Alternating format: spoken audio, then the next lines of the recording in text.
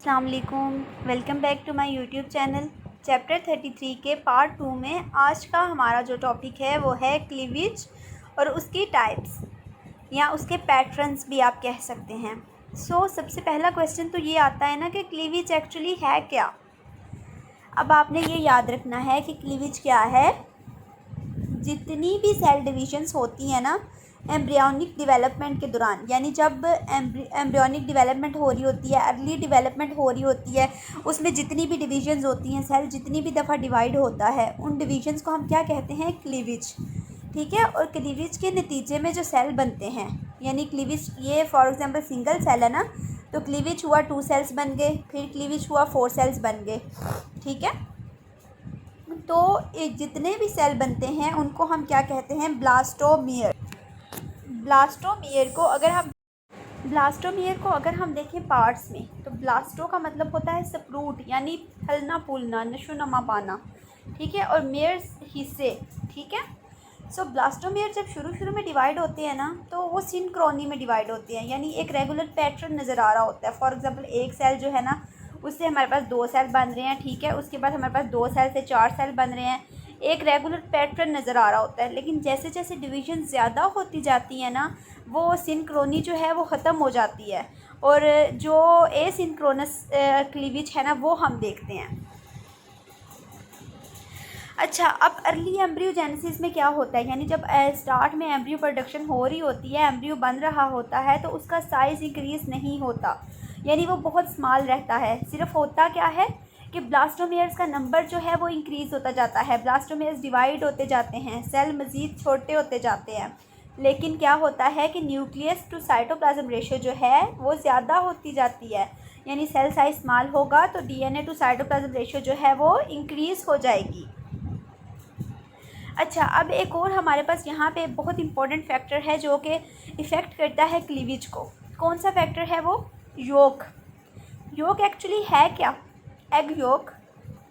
योक basically एक nutrition कह लें आपके ना, अच्छी डाइट, ऐसी डाइट है जिसमें प्रोटीन्स भी हैं, लिपिड्स भी हैं, ग्लाइकोजन भी है, यानी न्यूट्रिशन से भरपूर है। अच्छा, अब योग की बेस पे हमने डिवाइड किया एनिमल्स को 2 कैटेगरीज़ में। कौन कौन से कैटेगरीज़? एक वो एनिमल्स जो ऐसे एग्स प्रोड्यूस करते हैं जिनमें स्मॉल अमाउंट होती है योग की, यानी कि एम्फीबियंस और अकाइनोडर्म्स।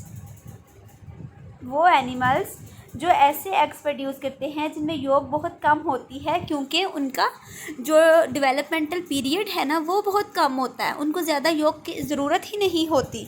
इसमें आ जाते हैं फर्स्ट वन पे एम्फीबियन एंड सेकंड वन पे अकाइनोडर्म्स। ठीक है। क्योंकि इनकी जो लार्वल स्टेजेस है ना, वो शॉर्ट डेवलपमेंटल पीरियड के बाद क्या करती हैं कि फीडिंग स्टार्ट कर देती हैं। योग की इतनी ज़्यादा इनको ज़रूरत ही नहीं पड़ती। इसके बाद ऐसे भी एनिमल्स होते हैं जिनमें योग की क्वांटिटी बहुत ज़्यादा होती है, यानी कि animals with the large amount of योग। ये कौन से एनिमल हो सकते हैं? बेसिकली ये वो एनिमल हो सकते हैं जिनका डेवलपमेंटल पीरियड ज़्यादा होता है, यानी उनको ज़्यादा योग चाहिए होती है। इसमें आ जाते हैं रेप्टाइल्स और बर्ड्स का जैसे चिकन एग आपने देखा होगा, उसमें काफ़ी ज़्यादा योग होती है, जो चिकन, बेबी चिकन है, उसकी कह लें कि डेवलपमेंट के लिए ज़रूरी है। और अगर इनसे भी ज़्यादा लॉन्गर डेवलपमेंटल पीरियड होगा तो उसमें कौन से एनिमल्स आ जाते हैं? Eutherian mammals, placental mammals. तो आप देखें उनमें एक डिफरेंट मेथड होता है बेबी डेवलपमेंट का, एम्ब्रियोजेनेसिस का। अब हम बात करेंगे क्लीवेज पैटर्न्स पे। क्लीवेज पैटर्न्स जो है ना, उन पे 2 चीज़ें इफ़ेक्ट कर सकती हैं। क्या क्या? एक तो हमने अभी पढ़ लिया ना, योग। तो सेकंड क्या होता है कि जो ब्लास्टोमेयर का साइज़ होता है वो भी क्लीवेज पैटर्न्स पे इफ़ेक्ट करता है। और पहला क्या था कि योग जो है वो कैसे क्लीवेज को इफ़ेक्ट करती है। अब योग की बेस पे ना हमने क्लीवेज की 2 टाइप्स देखी हैं। कौन कौन सी? Holoblastic cleavage and meroblastic cleavage. Holo and mero. Holo का वर्ड हम किस लिए यूज़ करते हैं? कंप्लीट के लिए। ठीक है। ऐसा क्लीवेज जो कि कम्प्लीटली डिवाइड करे एग को। फॉर एग्जांपल देखें, ये सिंगल एग है। ठीक है। होलोब्लास्टिक क्लीवेज में क्या होगा? कंप्लीट डिवीजन होगी। ठीक है। जबकि और ये ऐसा होगा एग जिसमें योक बहुत कम होगी, इसी वजह से कंप्लीट डिवीजन होगी। जबकि मीरोब्लास्टिक जो एग होगा ना, उसमें क्या होगा, मीरोब्लास्टिक क्लीवेज उसमें क्या होगा, उसमें जो योक क्वांटिटी है वो बहुत ज़्यादा होगी और क्लीवेज जो है वो कंप्लीट नहीं होगा। तो उसका क्लीवेज कैसा होगा, अभी हम ज़रा वो देखते हैं मीरोब्लास्टिक का। फॉर एग्जांपल ये हमारे पास एक एग है, ठीक है, इतने हिस्से में योक है, तो जिस हिस्से में योक नहीं है क्लीवेज कहाँ पे होगा, वहाँ पे, यानी इस तरह क्लीवेज होगा, ऐसे 2 सेल्स बन जाएंगे और इस एरिया में योक वैसे की वैसे रहेगी। एम्ब्रियो जो होगा वो योक के इर्द गिर्द जो है वो डेवलप करेगा। अच्छा, इसके अलावा भी क्लीवेज पैटर्न हो सकते हैं। ये तो हमने योक की बेस पे पढ़े ना, माइटोटिक स्पिंडल की बेस पे भी क्लीवेज पैटर्न हो सकते हैं। ब्लास्टोमेयर की फेट क्या होगी, यानी जो सेल है वो क्या बनाएगा आगे से, क्या हर सेल कैपेबल होगा कुछ बनाने के लिए, इसकी फेट की बेस पे भी हम क्लीवेज को डिवाइड करते हैं।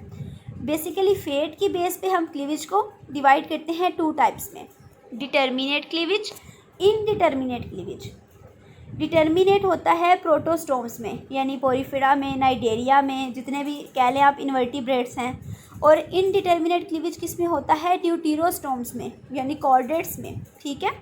अब डिटर्मिनेट क्लीवेज कौन सा हुआ, कि जिसमें हर सेल की कैपेसिटी नहीं होती कि वो कंप्लीट एम्ब्रियो बनाए। कुछ सेल्स जो होते हैं वो कंप्लीट एम्ब्रियो बना सकते हैं, लेकिन हर सेल जो है वो टोटिपोटेंट नहीं होता, कंप्लीट एम्ब्रियो नहीं बना सकता। जबकि इनडिटर्मिनेट क्लीवेज में क्या होता है कि हर सेल की कैपेसिटी होती है कि वो कंप्लीट एम्ब्रियो बनाए, यानी हर सेल जो होता है वो टोटिपोटेंट होता है, वो कंप्लीट एम्ब्रियो बना सकता है। इसके बाद हमने बात करनी है प्राइमरी जर्म लेयर्स पे और उनके डेरिवेटिव्स पे, ठीक है। सबसे पहले यहाँ पे एक हमारे पास टर्म है डिफरेंशिएशन। डिफरेंशिएशन क्या होती है, देखें, डिफरेंशिएशन का वर्ड हम यूज़ करते हैं सिंपल से कम्प्लेक्स की तरफ जाने के लिए। हमारे पास एक एम्ब्रियो है, उसकी कोई स्पेसिफिक शेप नहीं है, वो एक खून का लोथरा सा लग रहा है, ठीक है। जैसे जैसे उसमें आर्गन्स बनेंगे, जैसे जैसे उसमें फर्दर डेवलपमेंट होगी, फिर वो अडल्ट बन जाएगा। इस सारे प्रोसेस को हम क्या कहते हैं, डिफरेंशिएशन प्रोसेस, ठीक है। अब लेयर्स जो होती हैं ना, प्राइमरी जर्म लेयर्स, वो 3 तरह की होती हैं। एक्टोडर्म सबसे बाहर वाली साइड पे, और वो क्या बनाएगी, स्किन बनाएगी, बॉडी वॉल बनाएगी। एंडोडर्म सबसे अंदर वाली साइड पे, और डाइजेस्टिव सिस्टम को लाइन करेगी। फिर होगी मीजोडर्म। मीजोडर्म इन दोनों के दरमियान में होगी, एक्टो और एंडोडर्म के दरमियान में, ठीक है। और ये क्या क्या बनाएगी, muscles, blood tissues, blood vessels, skeletal elements and connective tissues, ठीक है। सो बेसिकली 3 जर्म लेयर्स हैं और 3 जर्म लेयर्स की फेट जो है वो हमें पता है, ठीक है। तो ये था हमारा आज का टॉपिक। नेक्स्ट इंशाल्लाह हम अकाइनोडर्म एम्ब्रियोलॉजी करेंगे कल।